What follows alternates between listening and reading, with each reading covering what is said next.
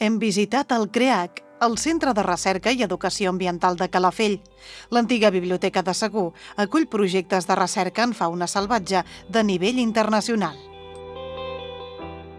Bàsicament, el que volem és tenir un hub dins de Calafell on potenciem i articulem totes aquestes polítiques d'interès natural, com per exemple l'educació ambiental, no? L'educació ambiental en apropar la ciutadania a la ciència que aquí es desenvolupa i la recerca. No? La recerca en l'estat actual que tenim doncs és molt important perquè el que ens dona la recerca, el que ens dona aquesta informació és saber com hem de fer les coses amb certes espècies o quines són les debilitats o quines són les coses que nosaltres fem malament i perjudiquen aquestes espècies. No?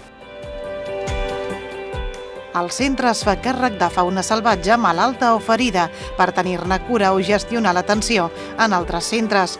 En aquest sentit, qualsevol ciutadà o ciutadana que trobi un animal en aquesta situació a Calafell pot portar-lo al CREAC o avisar perquè el vagin a buscar. Poden trucar a la policia local.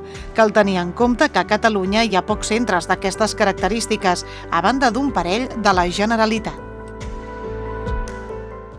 Dins d'aquest centre doncs, també tenim aquest servei de recollida i recuperació o translocació dels animals que recollim de la via pública que no són gats i gossos. Amb els gats i gossos ja tenim uns serveis, doncs el CREAC agrupa tota la resta d'animals pràcticament, fins a un cert tamany, evidentment, però per exemple petits ocells, rèptils, petits mamífers que abans doncs, no sabíem què fer perquè la Generalitat no té els recursos suficients per recollir-los, doncs ara l'Ajuntament de Calafell, a través del CREAC, doncs, dona aquest servei.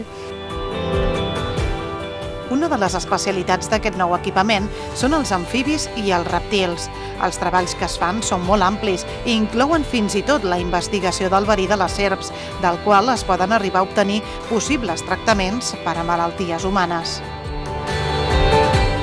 Hem participat aquest any en 300 actuacions de rescat de fauna, que sembla que no, però són moltes actuacions, moltes sortides. Hem fet des del típic colom, el típic pardal, però també hem col·laborat amb el tema d'un dofí mort a la platja, on ens hem encarregat de gestionar policia local per acordonar l'espai, agents rurals perquè vinguin a agafar les mides i gestionar el cadàver, i, per exemple, tortugues de mar que han arribat mortes, el mateix amb agents rurals. Sempre fem una mica de la part més de gestió i coordinació.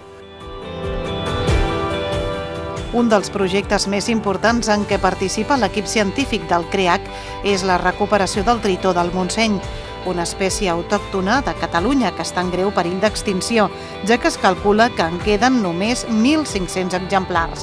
Aquest projecte, en què participa també la Diputació de Barcelona i diverses universitats, reprodueix i cria en captivitat exemplars que després seran alliberats als rius. Al CREAC en concret hi ha una sala de criança on s'engreixen les larves fins a arribar a l'edat adulta i al moment de l'alliberament. El tritó del Montseny hem començat aquest any, finalitzant no, hem començat aquest any i hem fet una sala diferent a tots els centres de cria que tenim a la resta. No? És una sala d'engreix, és una sala d'engreix de larves, de tot el que surt dels centres de fauna on es cria, com és a Torreferrussa, Pont de Suert o So de Barcelona. Llavors aquí tenim animals de tots els centres de cria i el que fem és engreixar larves. Fem un engreix i ara al desembre alliberarem, alliberarem a 14 exemplars que ja s'aniran al Montseny, però ens arribaran uns 200 més per continuar engreixant i per continuar tirant endavant aquesta espècie que cada vegada ho té pitjor. A la primera planta del centre s'hi aplega tota la part científica i de recerca. A la planta baixa hi ha el jardí exterior i a la part educativa i divulgativa.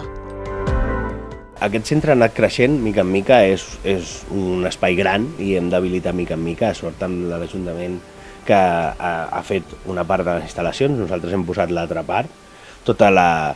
Ells han fet les parets, no, diguéssim, les portes i les instal·lacions. Nosaltres hem fet tot el que omple aquest centre, no? El laboratori, on fem tots els anàlisis d'aigües, anàlisis de salut dels animals, on podem tractar animals quan ve el veterinari, Tenim dues sales per amfibis que estaran ocupades pel Tritó del Montseny, un per la població occidental i un altre per la població oriental.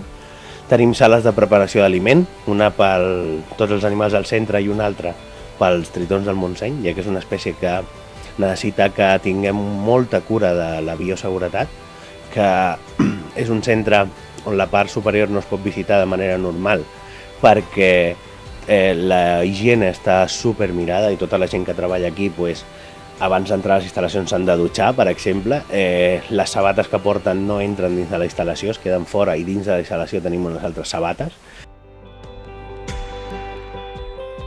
El CREAC Calafell ja ha començat el projecte de recuperació de la Posidònia. Es tracta d'una iniciativa que no només aposta per la recuperació d'aquesta espècie a la costa del municipi, sinó també per la investigació de la flora i fauna que es troba al litoral calafellenc.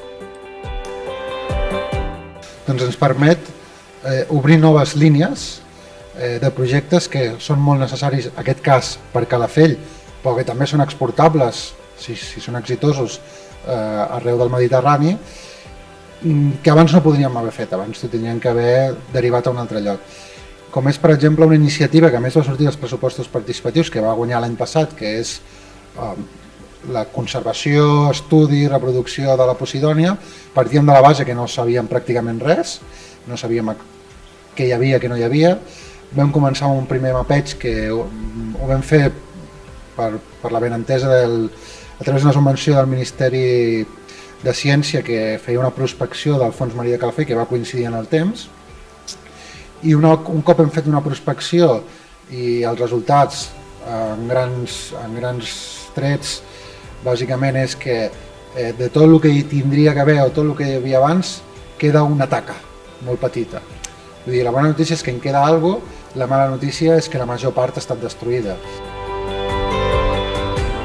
Aquest projecte va ser una de les propostes guanyadores de la votació popular dels pressupostos participatius 2022 a l'Ajuntament de Calafell i el medi marí n'és el protagonista, sota el nom Pulmó del Mediterrani, un projecte mediambiental enfocat a la repoblació de Posidònia.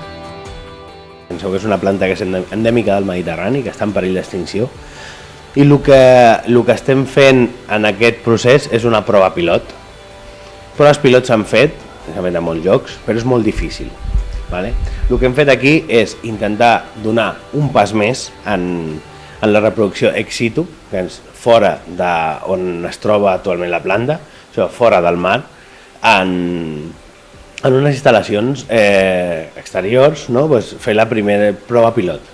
Aquesta prova pilot, clar, no podem anar a agafar plantes a la pradera perquè estan protegides i segons que queden poques, sinó el que aprofitem és les avingudes de mar, quan hi ha marea i aquestes plantes o els fruits arriben a la platja, tenim 24 hores abans que morin per agafar-los i portar-los a l'aquari.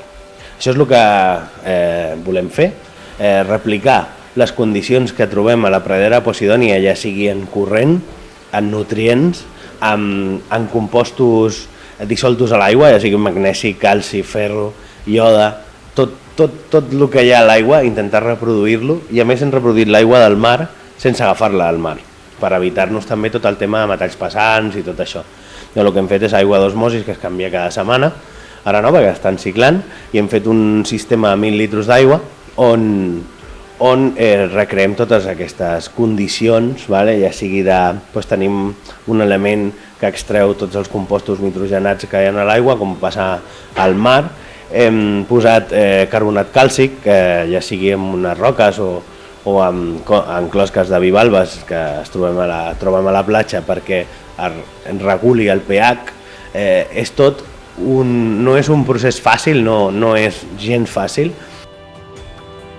El CREAC Calafell també té una vessant educativa, ja que permet les visites a un espai d'exposició. A la vegada pot acollir també pràctiques universitàries o fins i tot treballs dels centres de secundària en àmbits de les ciències naturals relacionats amb la feina que es fa al centre.